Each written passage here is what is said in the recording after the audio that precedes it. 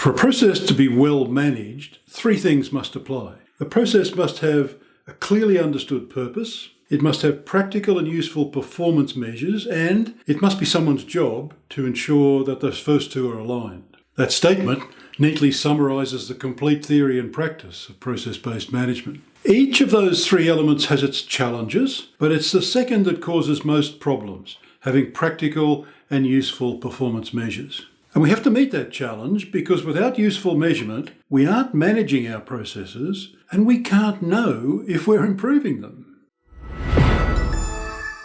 In a previous video, we discussed how to discover the best process KPIs. In this video, I want to continue that conversation with some insights into how to discover the best targets for those best KPIs, to bring them alive as powerful performance enablers. This is a process that we were talking about in the previous video when we're looking to identify the KPI. And for our process recruit employee, I decided that percentage of first offers accepted from all offers per month would be a great process KPI. So we've established the KPI, but what's the target? Well, perhaps there's more than one target. We've yet to do that. That's a second step. And they are separate steps. What's the right KPI? And then how do we set or reset the target? So let's talk about how that might happen. Do you remember the process performance question? This is it. If this process was working as well as its key stakeholders would want it to, what would it be doing and how would we know? That's the question right at the centre of all of our process-based management. What's the process? Who are the stakeholders? What do they need out of it? How do we measure that? How would we know if it's being achieved? That's the process performance question. And that's what we're attempting to answer, of course, with KPIs and their targets. Now, in setting targets for our KPIs, there's some things we will not do. These are some of them. Last year plus or minus something, or the same as last year. That's not good enough. If it's something we measured last year and we're measuring this year, obviously it's going to have a relationship to it, but our choice about what to measure has got to be a lot more mindful than that, not just some random guess. Management by Magazine will tell us that everybody measures 90% or 30%, or here's some number. That doesn't mean it's wrong. Just because everyone else is doing it doesn't mean it's wrong for us, but it doesn't mean it's right either. So we need to be mindful about that. I think we need to be careful about stretch targets. Of course, we want to improve. We're in the continuous improvement business. So we want to find opportunities and preempt problems to maintain and improve performance, for sure. But if it's a stretch target and people don't believe in it, then I don't know that it's a target anymore. I think if someone hears the target and they think, okay, yeah, well, we can't possibly do that, but we'll do our best, then I don't think we've got a target anymore. We've got some kind of aspiration. And the extreme version of a stretch target, of course, are perfection targets. 0%, 100%. It'll never go wrong. Everyone will always be happy. 100% of our customers will rate us 10 out of 10. Well, that's all very nice and aspirational, but nobody's going to treat that as a serious target. So I think we've lost the opportunity then to actually have a target that we can commit to actually achieving. And it's okay, here's the target, here's the gap, what's it costing, what's the business case? It's just some aspirational thing now, and it's not a meaningful management tool. So we need to be careful about those things. And we're certainly not going to choose something just because it looks good. Here's something that's been 80%, for the last 3 years. So let's make the target 80%. If something actually is a constant, we don't need to measure it. And we want to not always have our performance perfect. We want to find mistakes, don't we? We want to find opportunities for improvement. We want to find problems. In the continuous improvement business, we're also in the continuous problem finding business, the continuous opportunity finding business. So our KPIs and our targets need to be tools that we can use to discover those opportunities for improvement. Where are the performance gaps that we can think about filling? So we're not going to use any of those techniques, but there are a range of things that we might do, and here's some of them. We may well have historic data that will give us some baseline. We might be able to do market research. That'll depend on the industry and the process and what data is available, but there are some good market research sources out there. You need to be careful about that kind of data and make sure it's actually good for you, not just good for someone else. But obviously market research is important. Now, of course, we're trying to keep our stakeholders happy, so we could just ask them. We could just ask them what this KPI means for them, what good performance would look like, what bad performance means for them. Ask them what they think the targets should be. Sometimes there's just a financial necessity. We have to achieve some financial goal, some strategic goal that we just need to do. We might be experimenting. So sometimes we might say, okay, well, we're going to make this change to a process, and we think if we make that change it will have this impact. Okay, now we might need a particular KPI to know whether that's happened or not. And maybe that's a permanent thing or maybe it's a temporary thing. So if we're running some experiments, we might have particular KPIs and targets to be able to track what's happening. Regulators might tell us what we need to measure in some cases, so that's easy. Competitive comparisons might be useful. Again, it's kind of benchmark data. It's someone else's good practice. Does that mean it's right for us? It might do, but we need to be mindful about that.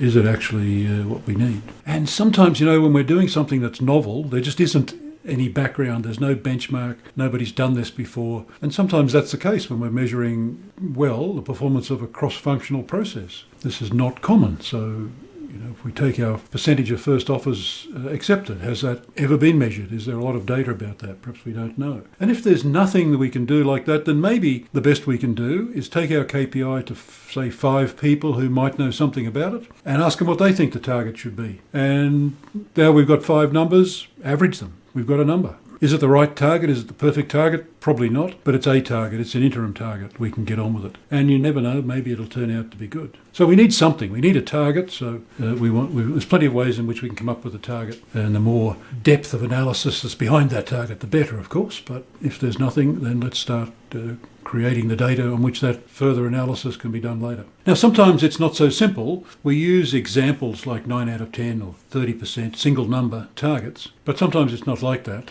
We might say we want 90% of our customers to rate us 9 out of 10, but perhaps we want to be more detailed than that. That's a very broad average number, perhaps. We might want to know something about customers by their status, by product type, by time of year or time of a business cycle. We might want to know something about the size of the customer spend. Maybe we've just recently had some promotion and we want to know what impact that's had. So just keep in mind that sometimes it's a single number or sometimes it's an n-dimensional matrix that we're trying to measure. We always want to keep it as simple as possible, but no simpler. So if it needs to be a matrix, then it needs to be a matrix. And we've just got lots of numbers, lots of targets we need to assign to the cells of that matrix. Now, sometimes our targets can just be plain dangerous. They can be limitations. They can disguise something that's going on. So we've got KPIs and targets and everything's green. Everyone's happy. But are we measuring the right things? Are we still measuring the right things? Is it the right KPI even? Now, one of the nodes, the respond node of the PO circle, has 3 things we can do at that node,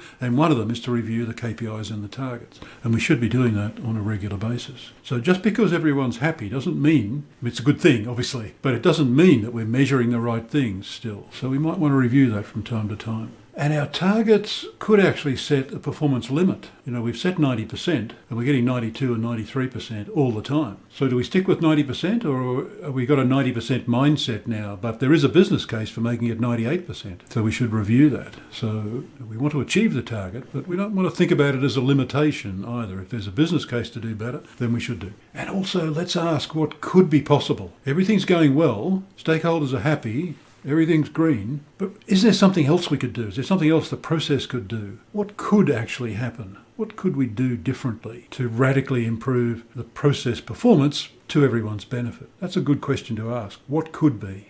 Now, back to our original process, recruit employee. We said the KPI was percentage of first offers accepted from all offers per month. But what percentage? Well, the point of putting this back in here is to say, of course, that having just discussed the complexities and the nuances of how we might come up with a process KPI, what we don't do is come back and guess. We might be able to speculate, and reasonably so, that having gone through an elaborate evaluation process and made an offer, we'd like perhaps nearly all of our offers to be accepted. So maybe the target is going to be in the 90%, perhaps the high 90%. But we've got to take advice about that. We've got to think about it. We've got to make mindful choices about it. And then be able to compare that to historic data or start collecting some historic data if we don't have it so that we can understand the performance gaps that we might be dealing with. So let's pull all this together. Let's summarise. So our KPI discovery and the target assignment, similar in many ways, but both need to be very specific. They need to be created mindfully and meaningful targets, not just some random number, not someone else's number. It's got to have meaning. And oftentimes the conversation about this is as important as the actual result. It might be a number, it might be a matrix. We want it to be as simple as possible, but no simpler. And we need to be careful that our targets don't become limitations. Yes, we're always achieving the target. Okay, well, maybe we can do better. Is there a business case for doing better? And we will be measuring what is, that's current performance, and we'll know what should be, that's the current target, and we'll know what will be, that's our prediction for what's going to happen in the future. But very importantly, the fourth question we should be asking is what could be? We know what good looks like. What would exceptional look like? Is there something we can do in a cost-effective way for this process that would be an extraordinary outcome for our stakeholders? So what could be? So we need the right KPIs, and we need then the right targets for those KPIs. And if I think about it, if we don't have the right KPIs and the right targets, then I don't think we can do process management very well. And we wouldn't know whether we're doing process improvement. Thanks for joining me for this Process Insight. There are many videos in this series, with more coming every week. You might like to subscribe to this channel so you don't miss any. In this video, we've been discussing process performance measurement and management. That concept is fundamental to the work I do with clients around the world. More information about me and my work at my website. I also write regular columns at BP Trends and the Business Rules Journal. You see all those links below. You have my contact details. I'd be delighted to connect. And thanks for sharing this time with me. If you'd like to continue the conversation, I'd love to hear from you.